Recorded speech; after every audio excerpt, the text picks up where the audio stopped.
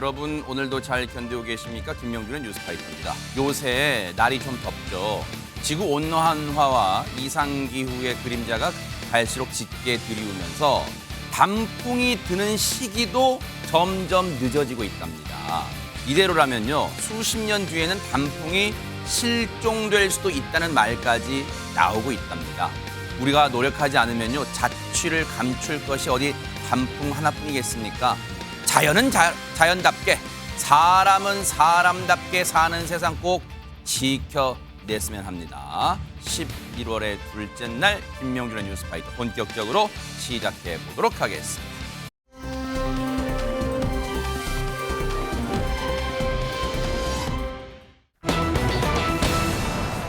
아무리요 전쟁 중이라지만요 민간인이 모여 있는 곳을 폭격한다, 이게 말이나 됩니까? 영상으로 만나보시고 이어가 보도록 하겠습니다.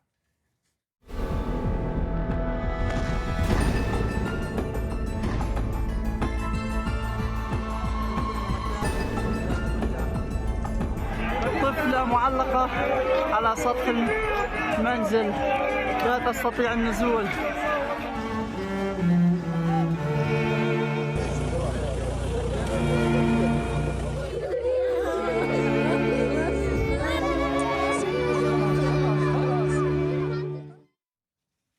저기가요, 앞서 제가 말씀드렸죠. 무슨 군사기지 뭐 그런 게 밀집된 그런 곳이 아니에요. 세상에 안진용이 된 저곳이 어디란 말입니까 대체? 네, 저곳은 가자지구 북부에 위치한 자발리아 난민촌의 한 주택가입니다. 세상에. 이날 공중에서 폭발물 수천 킬로그램이 떨어졌다는 거고요. 하마스 소탄 작전을 벌이고 있는 이스라엘이 대규모 공습을 가한 겁니다. 이번 공습으로 이렇게 11만 6천여 명이 밀집한 가자지구 내 최대 난민촌이 초토화되고 말았습니다. 세상에.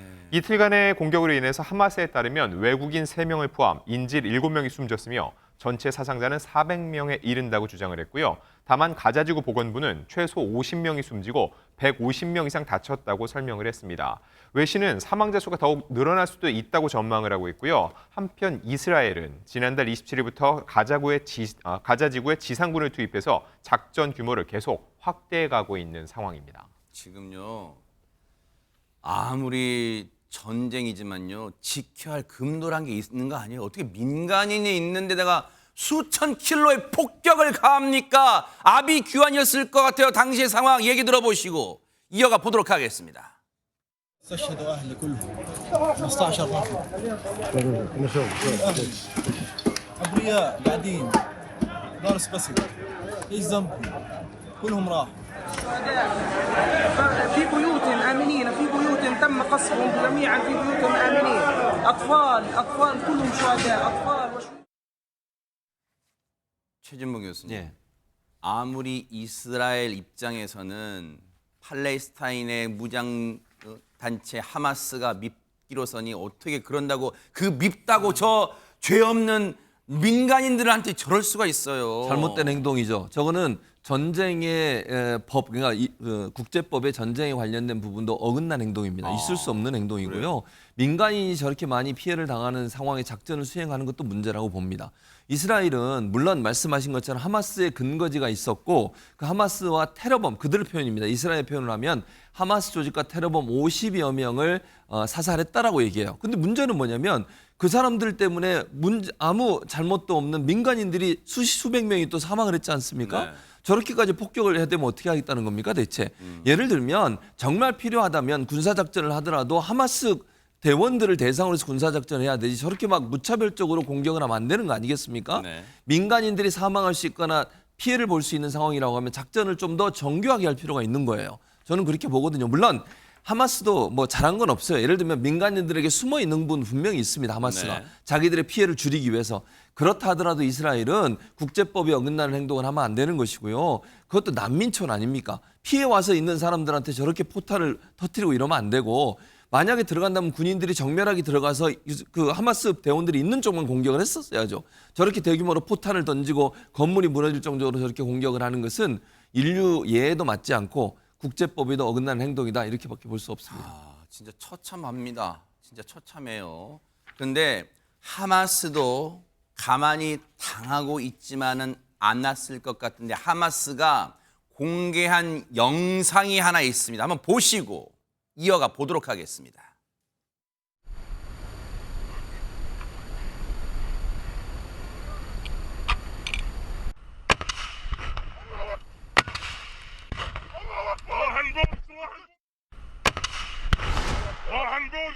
في رمال غزة سيكون ذلك قد كلفهم كثيرا وعلى كل الأصعدة بما فيه حياة أسراهم والذين يتعرضون لنفس القتل والدمار الذي يتعرض له شعبنا. 지금 허주연 변호사님 이 영상을 보면 땅 속에서 땅 속에서 숨어서 공격을 감행하고 그런 것 같아요. 지금 땅굴인가 봐요, 지금 저게. 그렇습니다. 가자지구 내에는 땅굴이 굉장히 많이 있고 그리고 그 사이사이에 민간인뿐만 아니라 하마스도 계속해서 숨어있다 이런 얘기들이 나왔거든요. 어머, 지금 그래서 땅굴이네 진짜. 네, 그렇기 때문에 지금 저기서 공격하고 저기서 숨어 있고 그래서 저걸 공격하고 이런 식으로 교전이 지금 이어지고 있는 상황으로 보이는데요. 근데 이게 지금 전쟁이 언제 끝이 날지 모르겠습니다. 빨리 끝났으면 좋겠는데 이게 워낙 복잡한 문제들이 얽혀 있는 데다가 역사적으로도 오래되어 온 갈등의 표출이다 보니까 네. 이게 단시간 내에 끝나기는 쉽지 않아 보이지만 일단 좀 휴전할 가능성은 좀 제기가 되고 있습니다. 바로 민간인 인질 석방 문제가 나왔기 때문인데요. 하마스가 수일 내로 외국인 국적 인질들을 석방할 계획이다 이렇게 밝혀서 배경에 관심이 집중이 그래요? 되고 있습니다. 네. 일각에서는 하마스가 뭐 인도주의적 차원에서 이러겠냐. 지금 이스라엘 지상군이 굉장히 무차별적인 공격을 감행하고 있는 상황에서 인질을 일단 방패 삼아서 좀 휴식도 하고 재정비도 하고 시가전에 대비할 어떤 시간을 벌기 위한 전략이다. 그래서 이스라엘 이외 국적들에 대한 국적 인질들에 대한 협상의 속도를 높이려고 하는 것이다. 이런 얘기들이 나오고 있는데요. 네. 어쨌든 민간인 보호 차원에서 휴전의 필요성에 대해서는 사람들이 좀 공감하는 분위기입니다. 국제사회에서요. 특히 이제 미국의 조 바이든 대통령도 지금 억류된 인질들을 석방한다는 것은 민간인 보호 차원에서도 국제법적인 어떤 정신에도 부합하는 부분이잖아요. 그래서 일단 뭐 휴전은 자신은 뭐 그렇게 찬성하지 않는 입장이지만 그렇다 하더라도 잠시 일시 중지, 이거 포즈라고 영어로 얘기를 했는데요. 이거는 좀 필요한 상황이다라고 얘기를 하고 있습니다. 네. 아무리 전쟁의 명분이 좋다 하더라도 민간인이 희생되는 것은 용납될 수 없다는 거 우리가 반드시 명심해야 될 것 같습니다.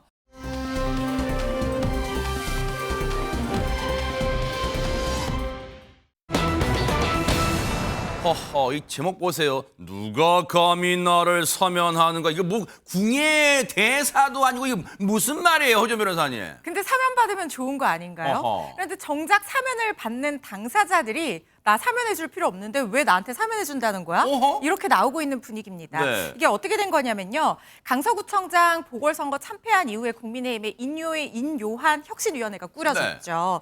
1호 혁신안으로 그동안 당에서 징계를 받은 4명의 인사에 대한 사면을 제안을 했고 이 혁신안이 받아들여져서요. 오늘 이 혁신안이 통과가 된 거예요. 그래서 이준석 전 대표, 그다음에 홍준표 대구시장, 김재원 전 최고위원, 또 김철근 전 당대표 정무실장 4명의 징계 취소안이 의결이 된 겁니다. 그런데 정작 이 징계가 취소되면 좋아해야 할 것 같은 이 사람들이 네. 그렇게 환영하지 않고 있는 분위기인데요. 네.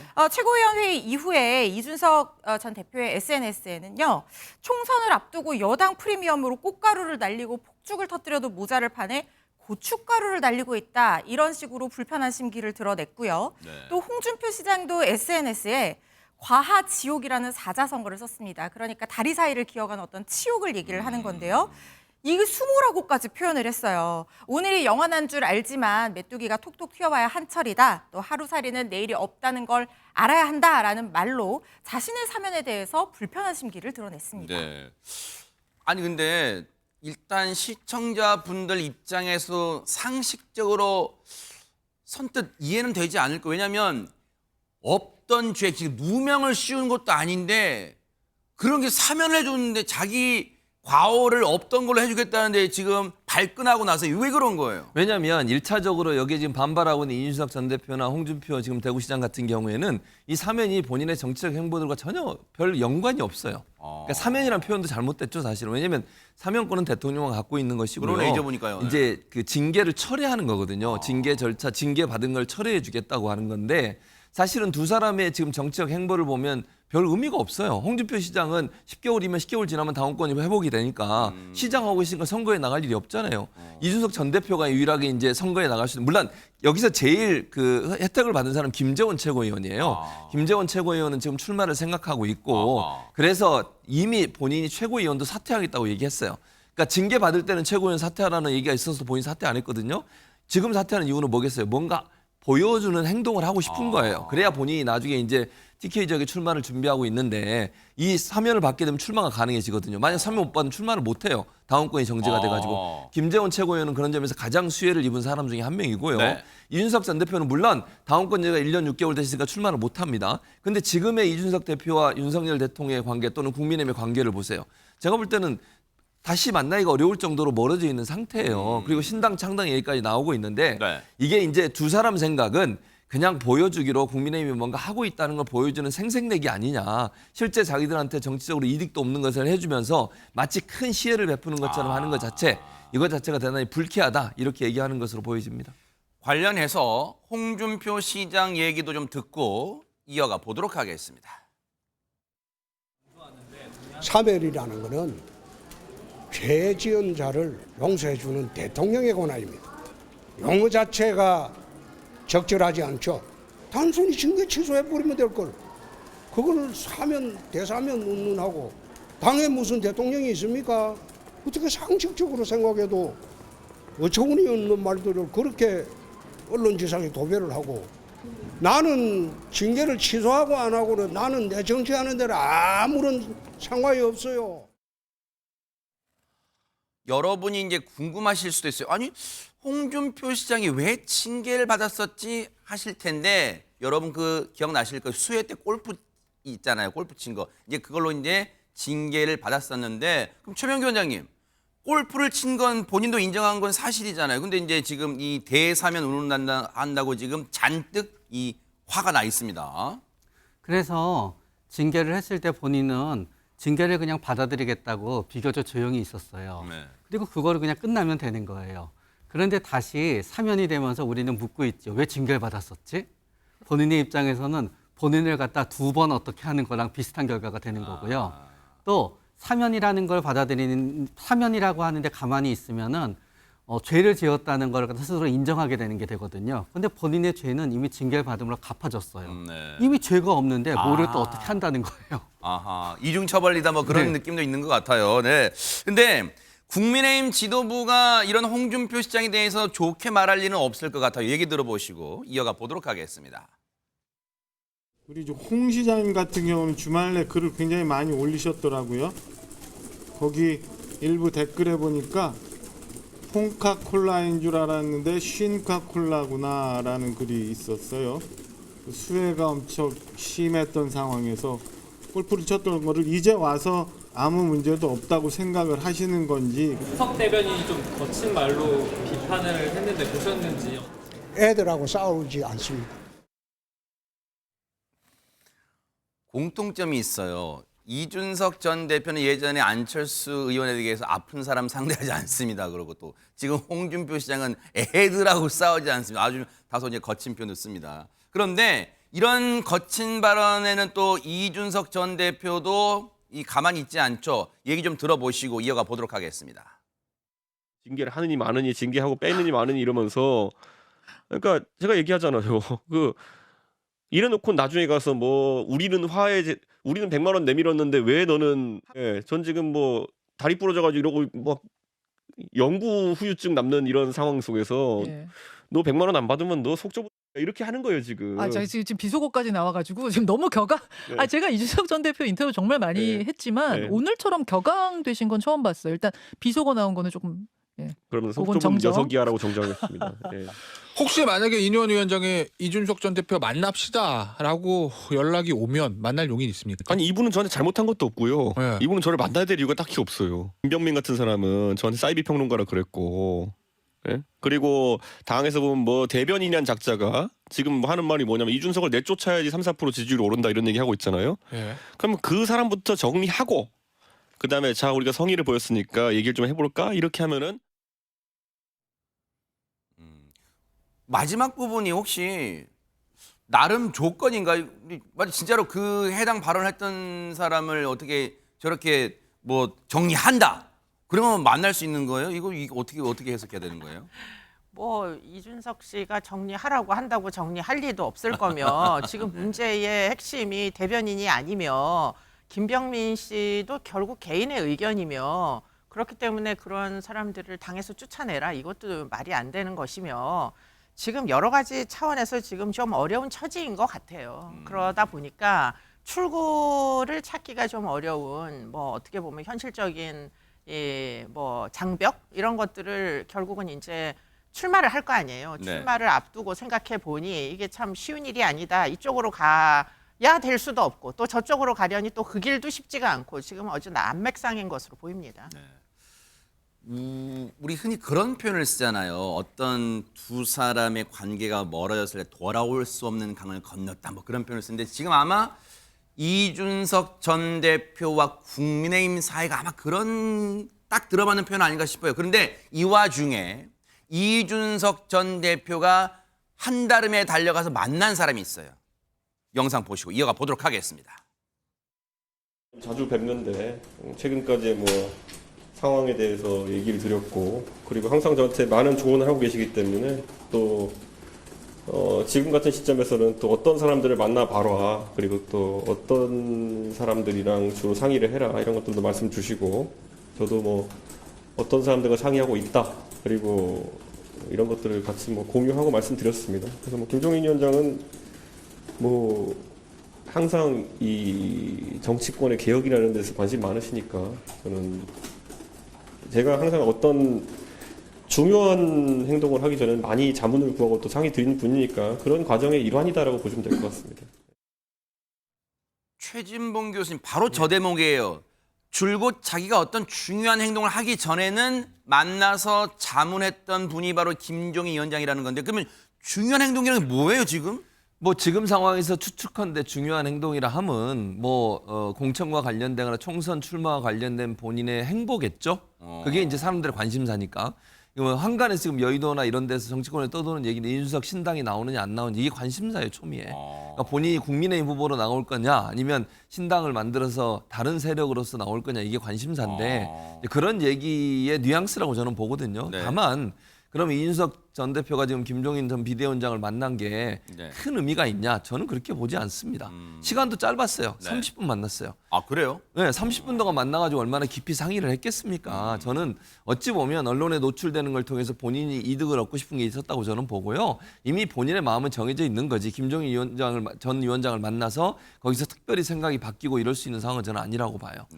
저는 이준석 전 대표의 저런 행동은 김종인 비대위원장은 아무래도 이제 뭐 민주당이나 국민의힘이나 양쪽에 다 가셔서 활동하셨고 거기서 선거할 때마다 좀 좋은 성과를 냈던 분이잖아요. 그러다 보니까 그런 이미지를 좀 더 얻고 싶은 마음이 있지 않나 하는 생각이 들고 본인의 행동이 이런 여러 정치적 경험이 많은 사람의 조언에 의해서 이루어진 거지 그냥 철없는 사람의 행동이 아니라는 것을 정당화시키는 하나의 수순이 아닐까 저는 그렇게 분석이 됩니다. 이수선 교수님 보실 때는 어떠세요?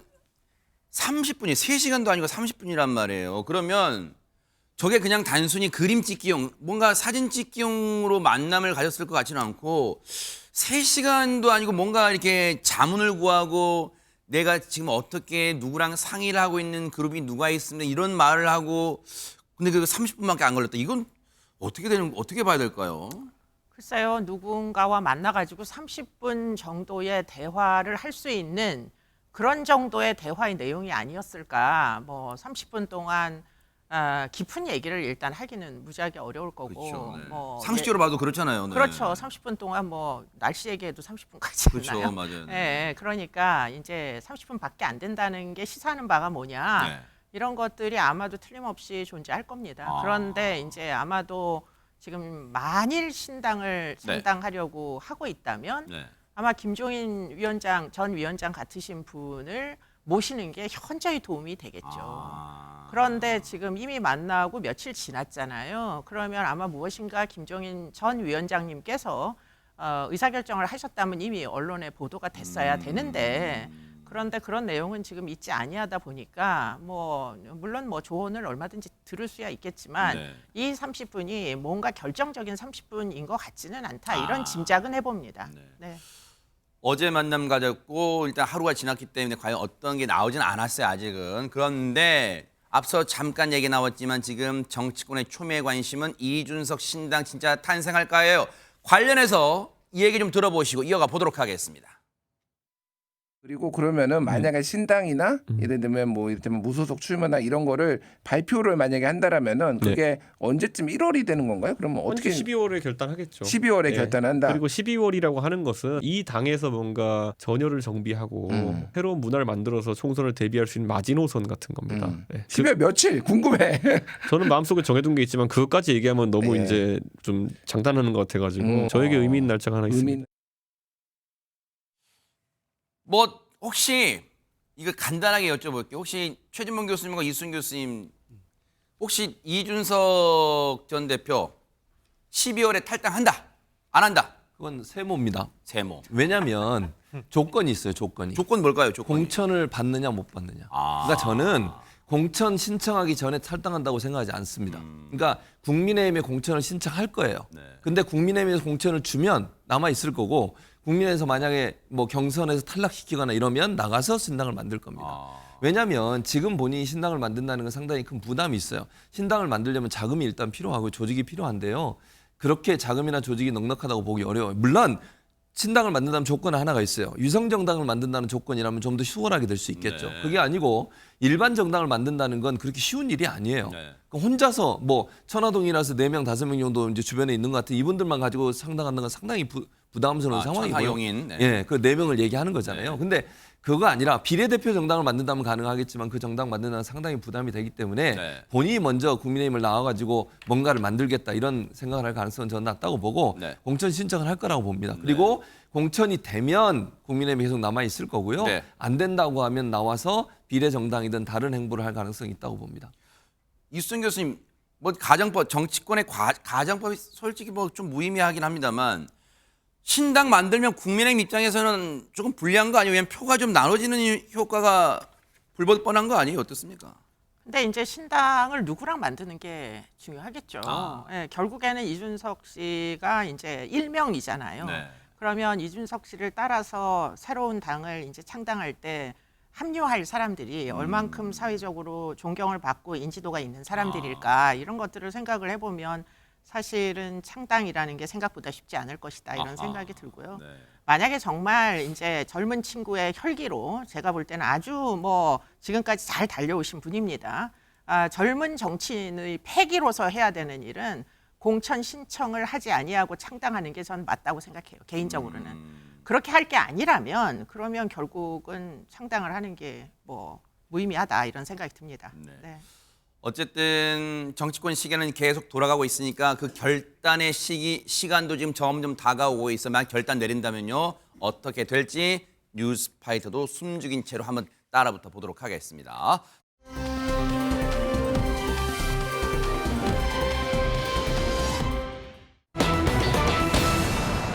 제목 보세요.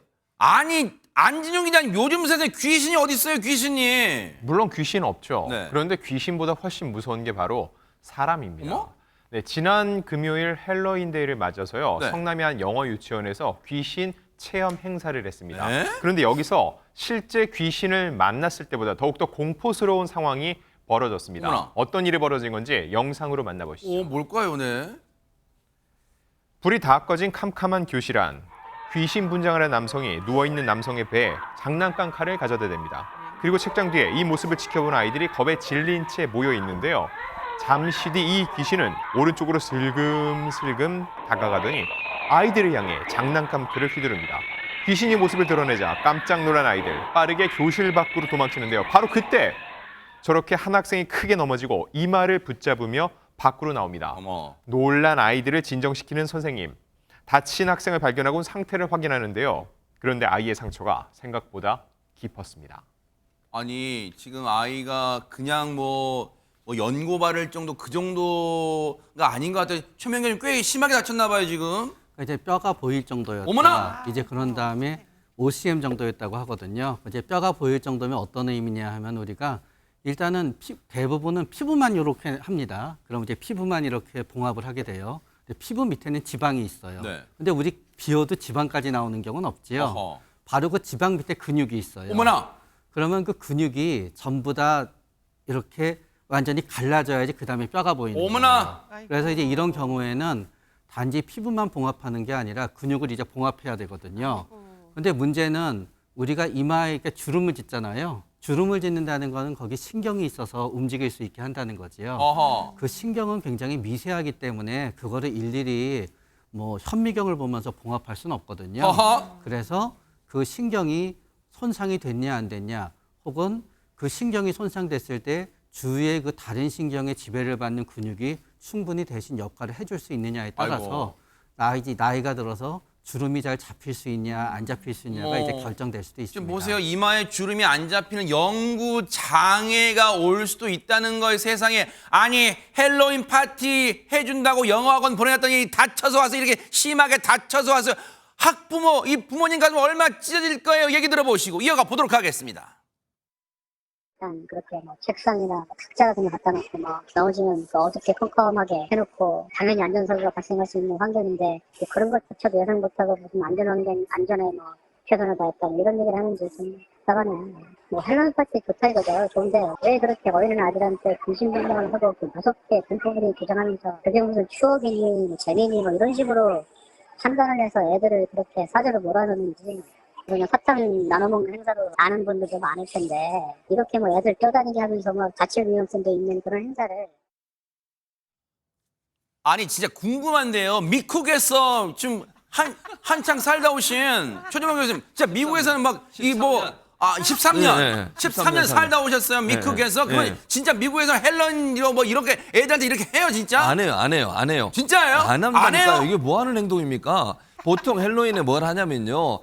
저희 아이도 학교를 다녔었잖아요. 제가 13년 사는 동안 그냥 커스튬이라 그래서 이제 다양한 복장을 입고 가요, 학교에. 뭐 백설공주 복장도 입고 어떤 사람은 물론 뭐 약간 무서운 복장도 하죠. 근데 낮에 학교 갈 때 입고 가서 학교에서 입고 그냥 집에 와요. 그리고 하는 일은 뭐냐면 밤에는 이제 사탕 받으러 다니는 거 있잖아요. 집집마다 돌아다니는 이 정도 하고요. 아니면 이제 보통 이제 미국은 단독주택들이 많으니까 본인의 잔디밭에 여러 가지 이제 형상들 불 켜놓는 거 있잖아요.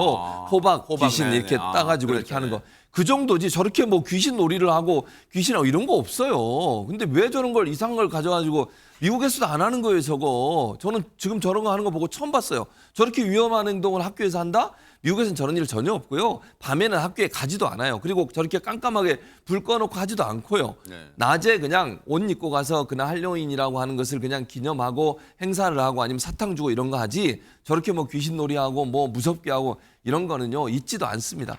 아니 이수정 교수님. 네. 굳이 제가 꼰대 마인드인지 모르겠지만 굳이 영어학원이라고 이거 서양 귀신 이런 뭐 행사 이거 해야 돼요. 이거를 애들한테 해야 됩니까 이거를? 뭐 동양 귀신도 무서운데 서양 귀신까지 수집해야 될 이유는 저는 없다고 생각하는데요. 그런데 하려면 할 수도 있다. 다만 네. 불을 꺼놓고 할 거면 아이들이 다치지 않게 그 쇠 책상부터 치웠어야죠. 그러네, 맞아요. 그 책상을 그렇게 끝이 다 쇠입니다. 거기에 네. 넘어지면 당연히 애들 다치는데 불만 꺼놓고서는 저 좁은 데로 애들을 몰아붙이면은 아이들이 당연히 넘어지죠. 네. 보이지도 않는데. 아하. 그러니까 이게 정말 학원에서 정말 잘못한 일인데 네. 학원이 기껏해야 지금 이제 뭐 전문적인 의사들한테 뭐 이 그 봉합 수술 이런 거 하게 해주겠다. 네. 심지어는 뭐 어디 외국에 잘하는 전문의를 찾겠다 이런 식으로 이제 학부형들한테 유인을 하고 있다고 하는데 이게 네. 할 짓이냐. 아하. 학원은 정말 좀 반성해야 되겠다 이런 생각이 듭니다. 어쨌든 허준 변호사님, 학원 측이 잘못한 부분이 분명히 있는 건 맞잖아요. 그럼요. 학원 측에서도 이렇게 교육 활동의 일환으로 이런 행사를 할 때는 당연히 충분히 안전 조치를 하고 안전 사고 위험에 대비해야 할 안전 관리 의무라는 것이 법적으로 존재합니다. 네. 물론 학원 측에서 지금 얘기를 하기로는 2달 전부터 행사를 준비하면서 이 스태프들이랑 선생님이 이런 상황을 예견을 했대요. 그래서 자기들이 이렇게 한 방에 10명만 이렇게 들어가게끔 이렇게 혹시나 우르르 몰려나가다가 넘어질 경우를 대비했다고 하는데, 하지만 그렇다고 하더라도 이수연 교수님께서 지적해 주신 대로 이 새로 된 책상을 치웠어야 되는 그 정도의 주의는 충분히 기울였어야 한다는 생각이 들거든요. 예견했는데도 이 모양이에요? 그게 더 안 좋은 겁니다. 예견을 했다는 걸 본인이 스스로 인정하고 있잖아요. 그렇다면 충분한 조치로 이어졌어야 하는데 그렇지 못했다는 생각이 들어서 굉장히 아쉬운 부분이고, 당연히 이 부분은 문제가 될 수 있는 부분이고 책임을 져야 되는데, 그나마 또 다행인 것은 이 학원 측에서 보상을 또 해주고 치료도 최대한 이렇게 지원을 해주겠다고 하니까요. 일단 다친 아이의 상처부터 좀 잘 치료를 하고, 학원 측에서도 어쨌든 본인들이 노력했다 이렇게 얘기하면서 최선을 다하겠다고 하니까 좀 원만하게 해결돼서 아이의 상처가 빨리 치유됐으면 합니다. 헬로윈 파티 즐기는 건 좋아요. 그런데 좀 정도껏 해요. 정도껏 안전장치도 좀 생각해가면서 제발 좀 부탁을 드리겠습니다.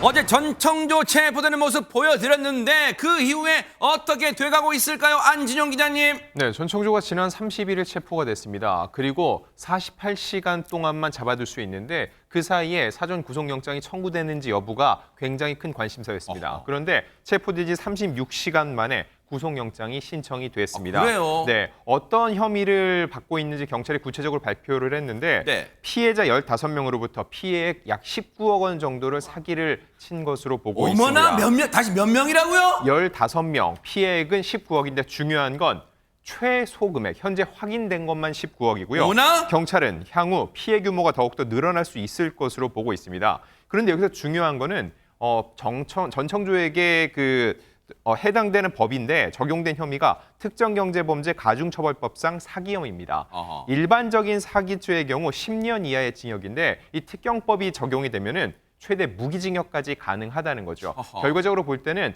전청조가 굉장히 삼색적으로 이렇게 사기를 해왔다고 보고 있고요. 이로 인해서 굉장히 구속 수사가 필요한 상황이라고 경찰이 보고 있는 것으로 보입니다.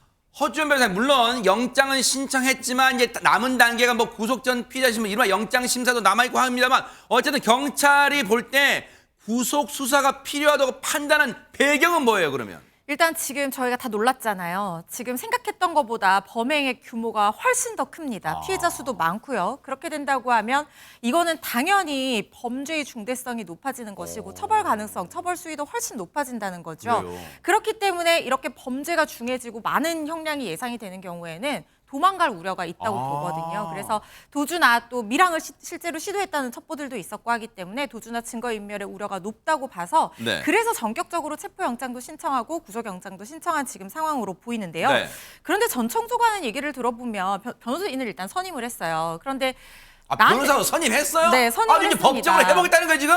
그런데요, 네. 이 자기한테 남은 돈이 한 푼도 없어서 이 변호사 수임료도 분할 납부해야 된다, 이렇게 지금 보도가 나오고 있거든요.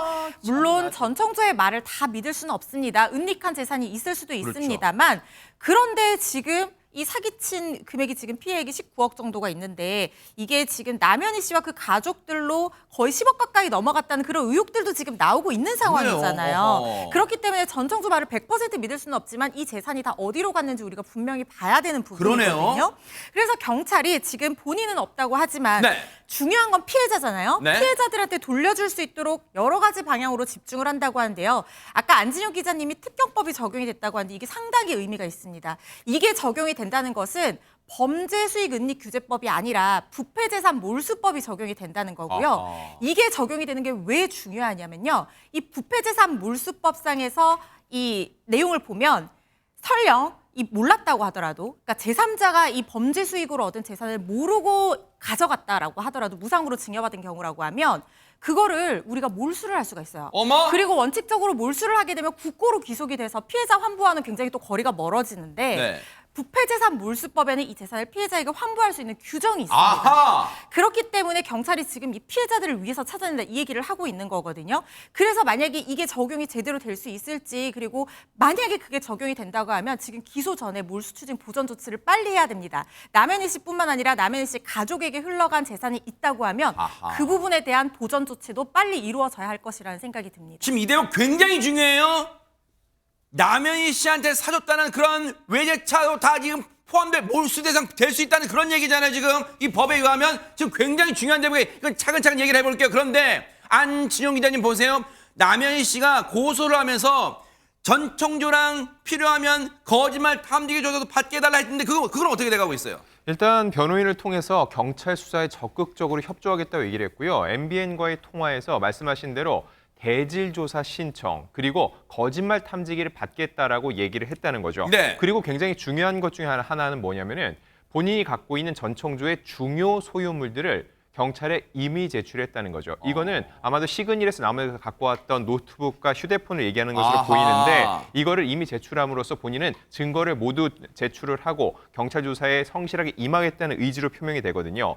그리고 또 하나 생각해 볼 건 그러면 거짓말 탐지기랑 이 대질 조사는 왜 신청했을까를 놓고 봤을 때 네. 거짓말 탐지기는 사실상 법적 효력이 없습니다. 참고 정도가 되는 거죠. 어허. 근데 굳이 지금 이 얘기를 대중적으로 얘기를 하는 거는 대중이 남현희 씨를 바라보는 시선이 곱지 않다는 거죠. 내가 거짓말 탐지기를 해서 나의 결백을 증명하고 싶을 만큼 나는 억울하다는 의지의 피력으로 보이고요. 네. 또 하나 대질 조사 같은 경우는 전청조가 체포 직전에 또 다른 언론과 인터뷰에서 그동안의 상황과는 정반대되는 남현희 씨를 공격하는 뉘앙스의 얘기를 했는데 그다음부터는 남현희 씨와 전청조가 서로 공방을 하는 모양새가 되고 있거든요. 아하. 그렇기 때문에 대지를 통해서 서로 얼굴을 맞대고 시시비비를 한 번에 가리겠다. 그런 의지를 밝힌 걸로 풀이가 됩니다. 아니 허준 변호사님, 남현희 씨가 그 송파구에 있는 고급 주상복합 전청조의 그 집이라는 시머라는 거기서 나올 때 챙겨왔다는 이른바 세컨드 휴대폰, 노트북 이걸 경찰에 제출했다는 거예요.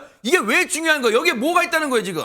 근데 남현희 씨는 이거를 실수로 가지고 나왔다고 했어요. 그리고 이 안에 지금 전청조가 이게 금고다. 그래서 여기에서 사기친 이 금액, 이 피해 액들을 다 왔다 갔다 하고, 그리고 전청조가 신용불량자이기 때문에 친모의 공인인증서를 통해서 이걸 가지고 금융거래를 다 하고 돈을 받고 여기로 옮기고 저기로 옮기고 했던 그래요? 돈이라는 거예요. 그래서 남현희 씨가 이걸 실수로 가져나왔지만 일단 본인 주장에 따르면 이거를 포렌식을 해보면 전청조의 범행 내역이라든가 계좌 추적이라든가 피해자라든가 이런 사람들 알아볼 수 있을 것이다라고 제출을 했는데 네. 그런데 우리가 또 다른 면에서 봐야 될 점은요. 전청조는 이 폰에 대해서 뭐라고 얘기를 하냐면요.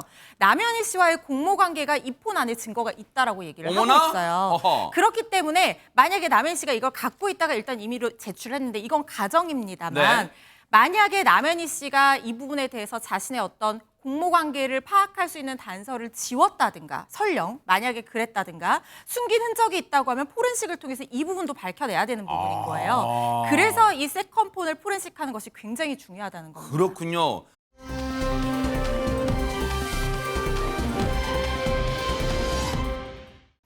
전청조는요, 남현희에 대해서도, 남현희 씨에 대해서도 뭔가 의혹이 터질 게 있다고 얘기했어요. 그 얘기 좀 들어보시고 이어가 보도록 하겠습니다.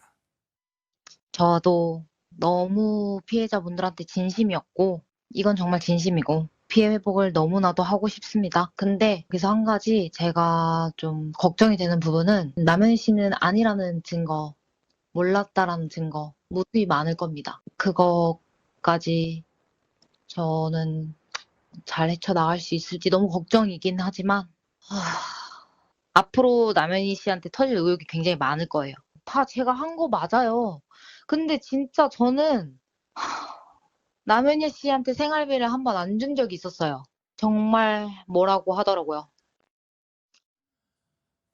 듣고도 무슨 말인지 이제 모르겠으니까 좀 해석 좀 해주니까 뭐 어쩐다는 거예요 지금. 왜냐하면 사실 이제 남현희 씨를 걸고 넘어지는 거예요. 물론 사실관계는 아직 몰라요.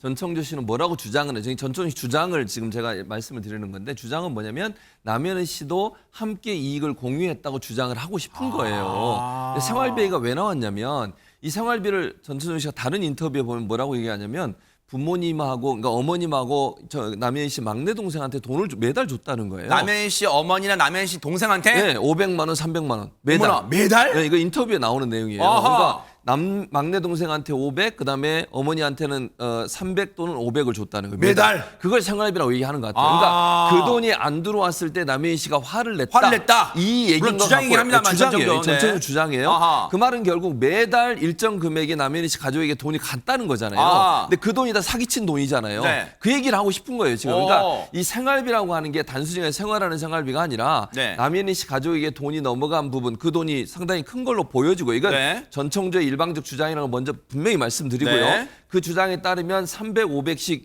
이렇게 한 800 정도가 넘어가는 거잖아요. 매달, 네. 매달. 근데 이 돈을 한 번 안 넘겼더니 화를 냈다. 화를 냈다. 아하. 그 말은 결국 남현희 씨도 이익을 공유했다. 이 얘기를 하고 싶은 거죠, 지금. 아하. 혹시요 남현희 씨도 전청조의 범죄 행위를 알고 있었을까요? 이게 궁금하잖아요. 지금 솔직히 시청자분들은 관련 얘기 좀 들어보시고 이어가 보도록 하겠습니다.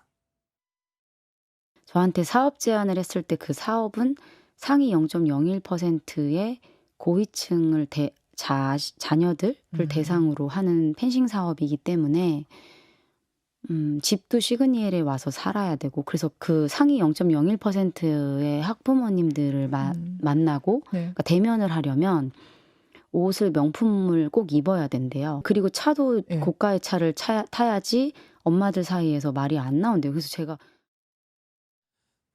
저 말 자체도 놀라운데 근데 저 말을 곧이곧대로 믿기 어려운 정황이 드러났다는데 이게 대체 무슨 말일까요? 안진용 기자님.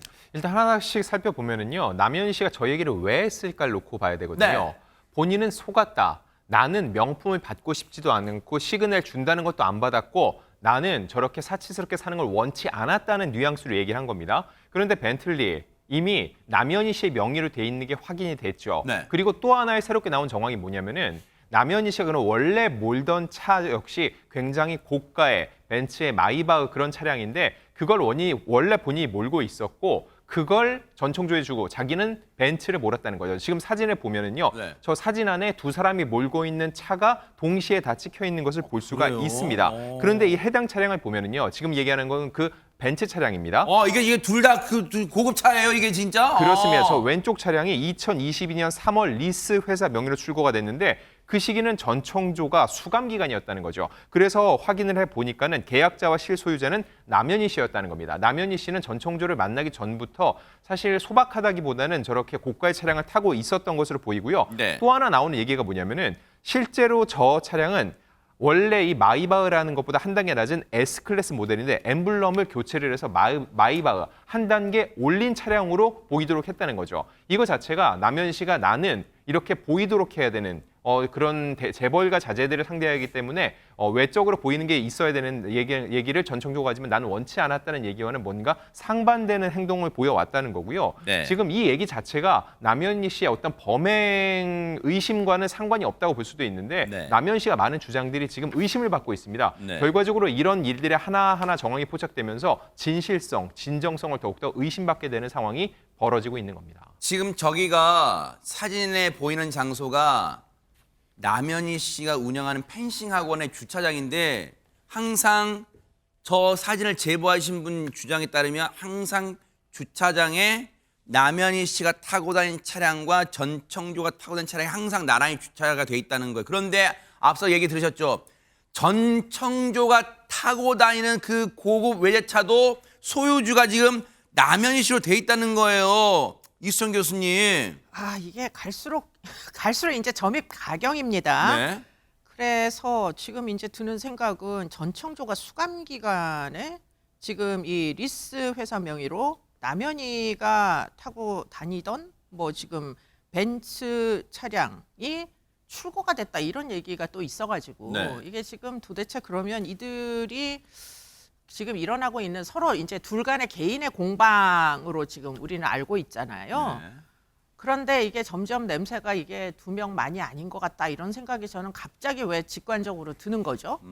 이게 이렇게 그 정말 뭐 22년도 벤츠를 엠블렘 교체를 몰래 하는 게 이게 사실은 쉬운 일이 아닙니다. 예, 그렇기 때문에 이게 좀 굉장히 불법적 그 냄새가 마구 나기 시작하면서 또 전청조가 한 얘기 중에 지금 남현희 씨가 저 학원을 운영하느라고 1억 뭐 3천만 원인가 돈을 갚아준 적이 있다고 이야기를 했지 않았습니까? 네. 그렇기 때문에 그 돈의 그 뭐 부채는 사채를 혹시 쓴 건 아닌지 뭐 거기다가 이제 전청조 씨는 건장한 남자 경호원들을 뭐 3명 이상씩 언제나 달고 다녔다는 거예요. 그럼 그분들은 도대체 월급은 어디서 받은 건지 지금 다 하나같이 좀 이해가 안 되는 지금 그 부분이 많은, 이게 혹시 어쩌면 전청조라는 개인 사기꾼의 스토리가 아닐지도 모른다는 생각을 지우기가 네. 일단 매우 어렵습니다. 네. 앞서 말씀드렸지만 이미 전청조의 혐의에 대해서는 경찰이 상당수 확인했어요. 지금까지 피해자만 확인된 피해자만 15명의 피해액이 19억이라 말씀드렸잖아요. 근데 그러다 보니까 이제 초미의 관심은, 시청자분들의 초미의 관심은 최진봉 교수님, 과연 남현희 씨는 정말로 까마득히 범죄 행위를 모르고 있었을까? 관여한 건 없을까? 여기에 지금 관심이 막 쏠리고 있잖아요, 지금. 당연히 그럴 수밖에 없죠. 그러니까 처음에는 사실 전청조에게 전적으로 속아서 피해를 당한 피해자의 모습이었는데 시간이 지나면서 여러 가지 얘기들이 나오면서 남현희 씨의 연관성에 대해서 자꾸 이제 의심이 드는 의혹들이 나오고 있는 거 아니겠습니까? 이번에 나온 내용도 그런 걸 좀 의심할 수 있는 정황이 보여요. 어떤 건데요? 어떤 거냐면 남현희 씨가 원래 학원을 운영하고 있잖아요. 네. 아카데미. 거기가 월 수강료가 100만 원이에요. 근데 전청조도 또 다른 펜싱 학원을 운영을 했어요. 근데 거기는 수강료가 200만 원입니다. 그러니까 특히 아까 그 클래스가 다른 학원을 만들겠다고 얘기했잖아요. 그러니까 좀 고급스럽게 해서 좀 고가의 수강료를 받고 상위 계층에 있는 사람들에게 펜싱을 가르치는 그런 모델로 하나를 또 만든 거예요.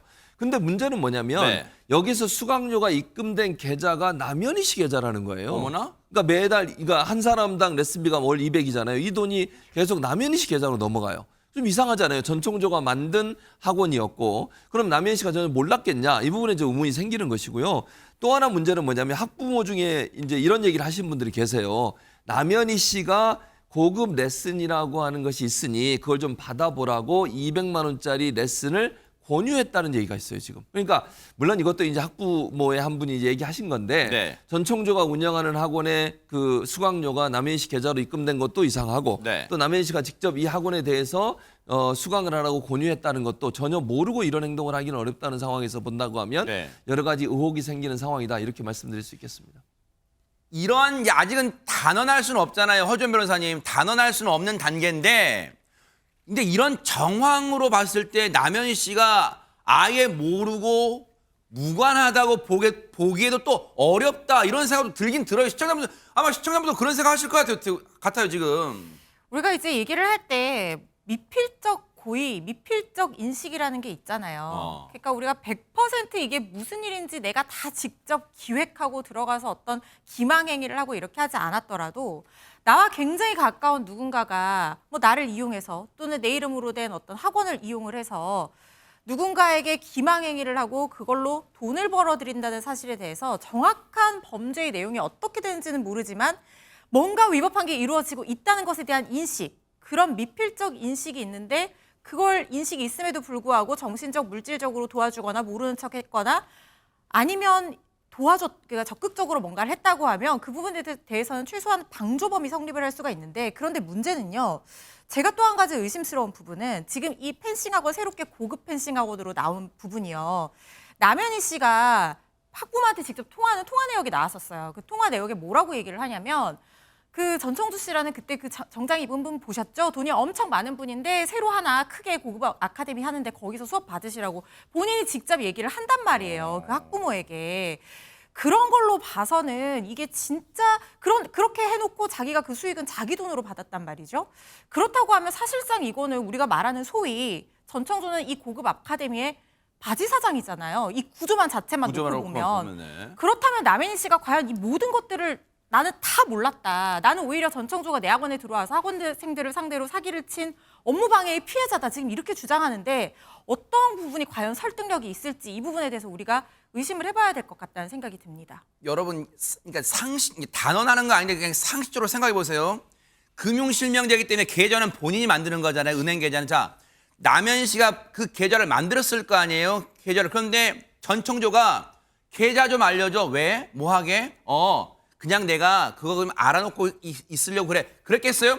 여기에 내 전청조가 차린 학원의 그 수강생 학원비를 당신의 계좌로 들어가게 할게. 그러면 남현 씨가 지금까지 주장한 걸로 치면 그 고급 주상복합도 원래 준다는 걸 자기가 한 살코 안 받고 고급 선물도 안 받으려 했다는 거 아니에요?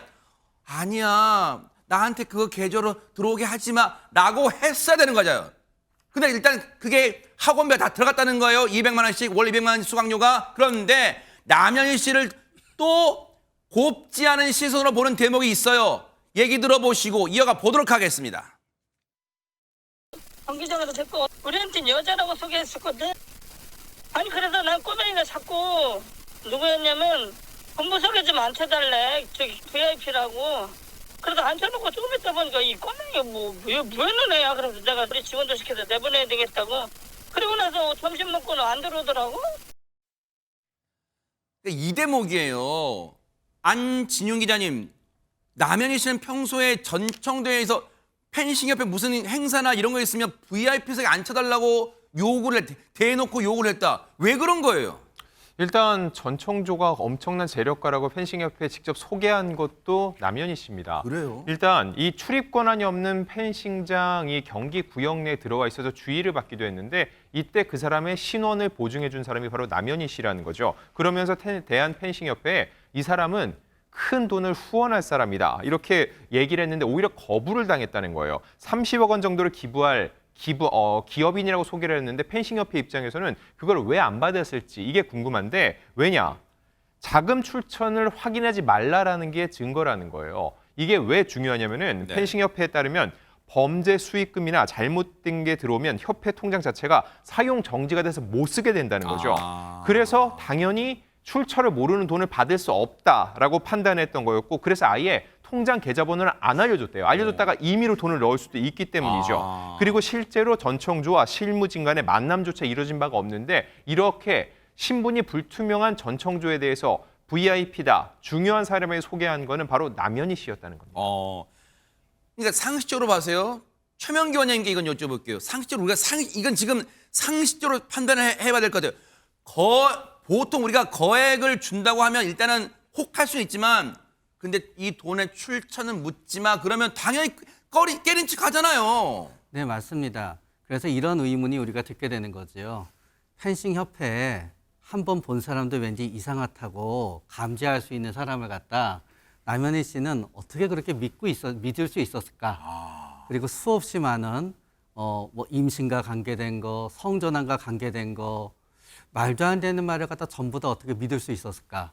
이제 가능성은 두 개인 것 같아요. 뭘까요? 하나는 진짜 남현희 씨가 뭔가 엄청나게 힘든 일이 있건 우울증에 걸리건 몇 달 동안 진짜 제정신이 아니었을 가능성이 있습니다. 좋은 표현은 아니지만 완전히 정신적으로 무기력한 상태여서 절망적인 상태여서 진짜 몰랐다가 있고요.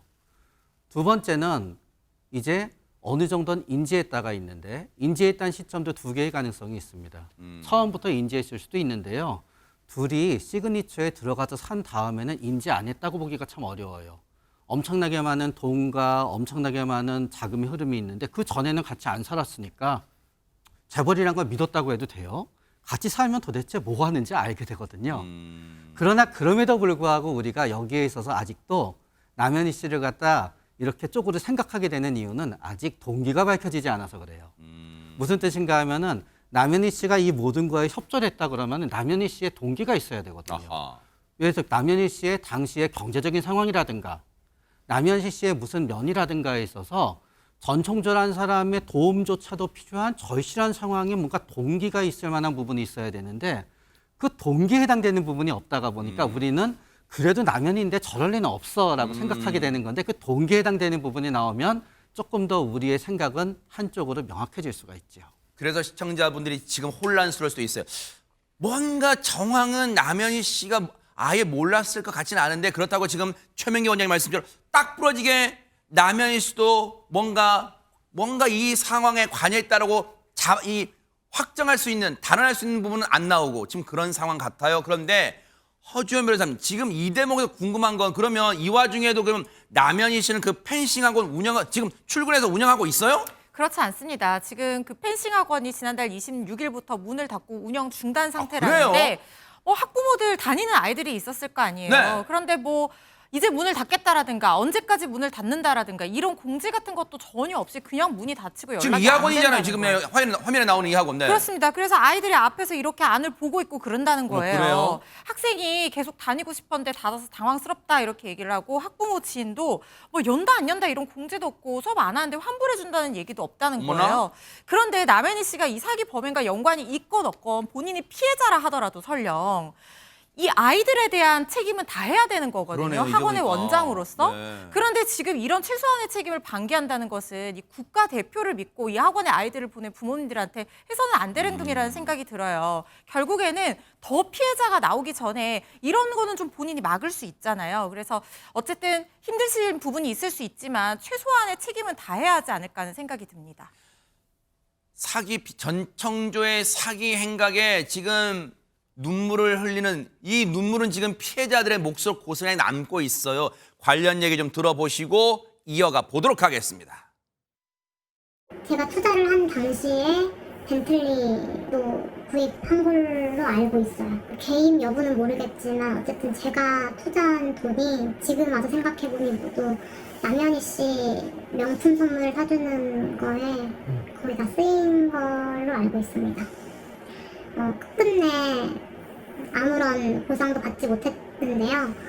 근데 마지막에는 미안하다고 했고 남현희 씨한테 가서 달라고 하라고 저한테 얘기했습니다. 사실 남현희 씨가 지금 받은 모든 명품 선물들, 옷들, 명품 액세서리들, 벤틀리 차량 그리고 생활비 지원, 카드값 지원들이 수많은 피해자들의 피와 눈물이라고 생각을 하고요. 저 또한 그 사실이 너무 힘들고 피해자들은 매달 매일 대출 이자 때문에 걱정을 하고 지내는데 피해 변제를 간절히 요구하고 부탁드리고 싶은 마음입니다. 지금 가지고 있는데요. 전부 다 저는 돌려주고 싶어요. 저는 처음부터 욕심도 없었고 사실요. 지금 전청조 남현희 씨 얘기를 며칠째 하는데 솔직히 방송을 할 때마다 하면서 느끼지만요. 두 사람의 관계가 대체 뭐가 뭔지 모르겠어요. 진짜 솔직히 모르겠어요. 진짜. 그런데요. 이 목소리까지 한번 마저 들어보시고 여러분들 판단해보세요. 듣고 이어가 보도록 하겠습니다. 사업을 하려고 남현희 감독님을 찾아간 거였어요. 내가 직접 얼굴을 보고 판단하는 건 다를 거라고 생각했습니다. 그래서 직접 레슨을 받겠다고 했고요. 두 번째 때 나와 사업을 같이 해보지 않겠어요? 라고 제가 제안을 한 것도 맞습니다. 그리고 맨 처음에 여자라고 이야기하고 레슨을 받은 것 또한 사실이고요. 그러다가 제가 좋아하게 됐었습니다. 그리고 진심으로 사랑했고요. 여전히 진심으로 아낍니다. 내가 가장 사랑하는 남현이라는 사람한테 사랑받고 싶었습니다. 남현이 감독님을 정말 단 0.01%의 거짓도 없이 사기를 치려고 당하는 것도 아니었고요. 그 누구보다 진심으로 아끼고 좋아하고 사랑했습니다. 이순 교수님. 전청조 왜 이래요? 언제는 또 공범인 것처럼 암시하는 말하다가 이제는 사랑했어요. 진심으로 사랑해요. 울먹울먹해요. 지금 어떤 모습이 진짜입니까? 그건 뭐 저도 전청조의 마음을 전청조가 아니라서 참 몰라서 유감인데요. 네. 그런데 꼭 뭐 그 하고 싶은 얘기는 한마디 있네요. 뭘까요? 전청조와 남현희의 이성관계 뭐 이들이 결혼을 하려고 했었다. 전청조의 성 정체감이 뭐냐?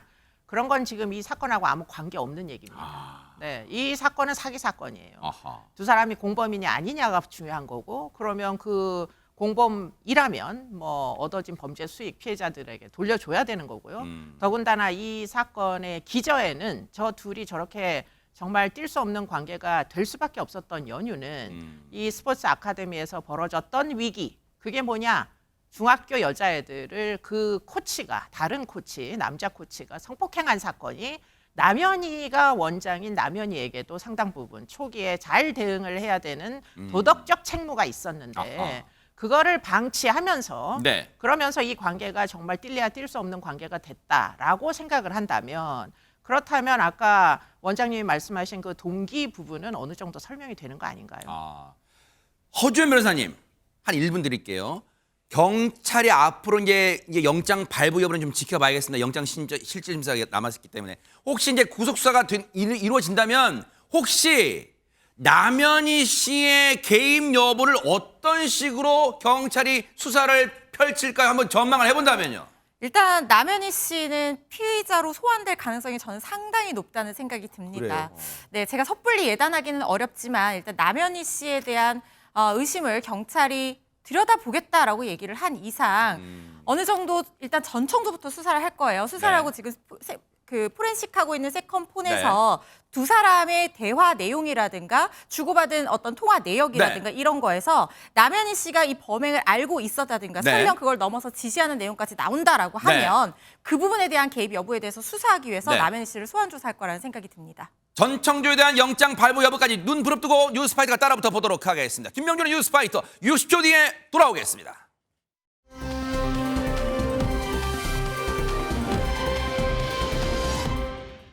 오늘의 클로징은요. 전북 남원시 동충동에 사시는 정대길 님이 보내주셨습니다. 읽어드릴게요. 고등학교 3학년 아들과 중학교 2학년 딸을 둔 50대 가장입니다. 아들 녀석이 엊그제 충격 발언을 했습니다. 자기는 대학에 안 가겠다네요. 공부도 잘하지 못하는 데다가 집안 사정도 넉넉지 않은데 그냥 등록금만 축내는 일은 못하겠답니다. 그런 아들 녀석의 말을 듣고 저는 끝내 아무런 답을 못했습니다. 아비로서 이런 제 자신이 너무 한스럽고 미안해서 어제는 끊었던 담배를 아내 몰래 다시 피웠습니다. 아들의 용기와 인생을 응원해 줘야겠죠? 이렇게 보내주셨습니다. 마음이 무겁네요. 정대길님, 그래도 아드님이 철이 든 만큼 야무지게 계획을 세웠을 거라 믿습니다. 힘내시기 바랍니다. 김명준의 뉴스파이터 여기서 마치겠습니다. 함께해 주신 여러분 고맙습니다.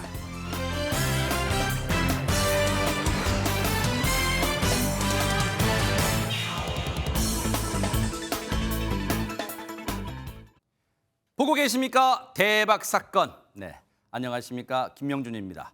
여러분과 함께하는 뉴스파이터. 다양한 소식과 뉴스를 보고 싶으시면 화면 오른쪽을 꾹 눌러 구독해 주시길 바랍니다. TV로도 유튜브로도 여러분께 한 발 더 다가가겠습니다. MBN 뉴스와 뉴스파이터를 사랑해 주셔서 고맙습니다.